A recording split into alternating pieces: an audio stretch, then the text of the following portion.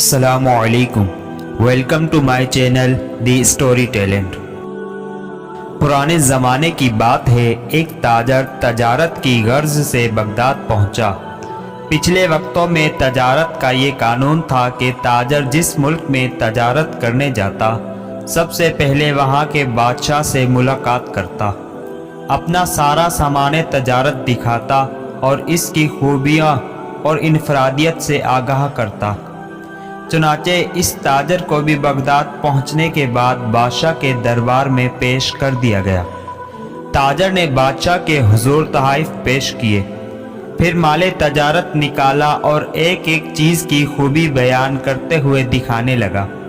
حضور، یہ پانی سے چلنے والی گھڑی ہے جو میں نے یونان سے خریدی، یہ قالین ہے جو میں نے ایران سے خریدا ہے اور یہ خالص ریشم کے تار سے بنا ہے، یہ قلم ملاحظہ فرمائیے جو میں نے جاپان سے بہت مہنگے داموں خریدا ہے۔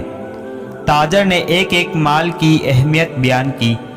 بادشاہ نے مسکراتے ہوئے کہا، بہت خوب، تمام چیزیں بہت عمدہ نایاب ہیں جو تم نے ایران، یونان اور جاپان سے خریدی ہیں، لیکن یہ تو بتاؤ کہ تمہیں ہندوستان میں ہمارے شایان شان کوئی چیز نظر آئی؟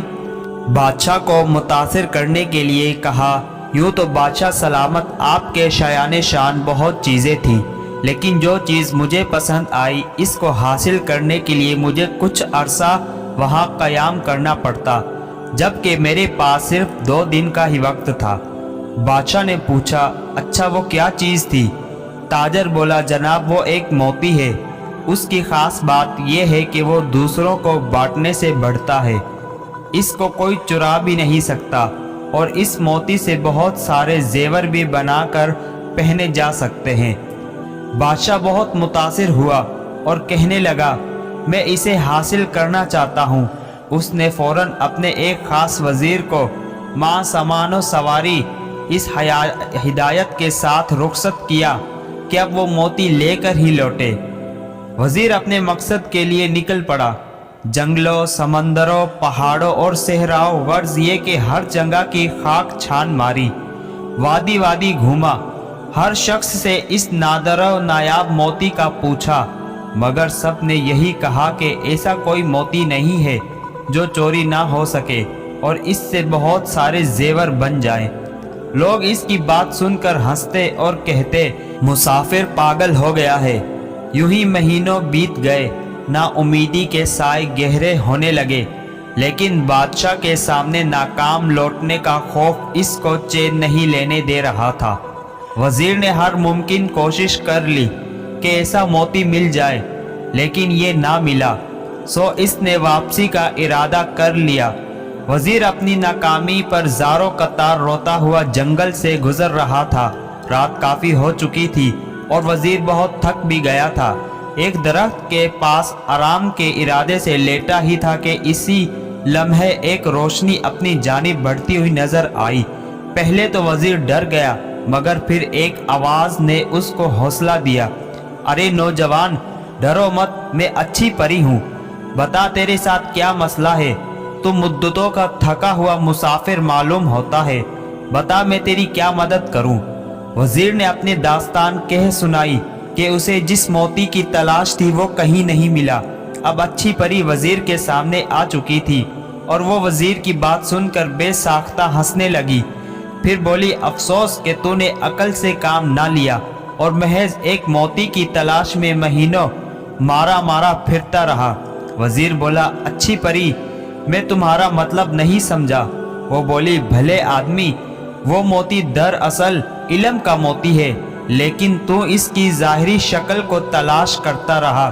علم تو ایک ایسی شے ہے جسے ہزاروں نام دیے جا سکتے ہیں، کہیں اسے پھلدار درخت کہتے ہیں تو کبھی سورج سے تشبیہ دیتے ہیں اور اسے سمندر بھی کہا جاتا ہے، لیکن اسے کوئی چرا نہیں سکتا۔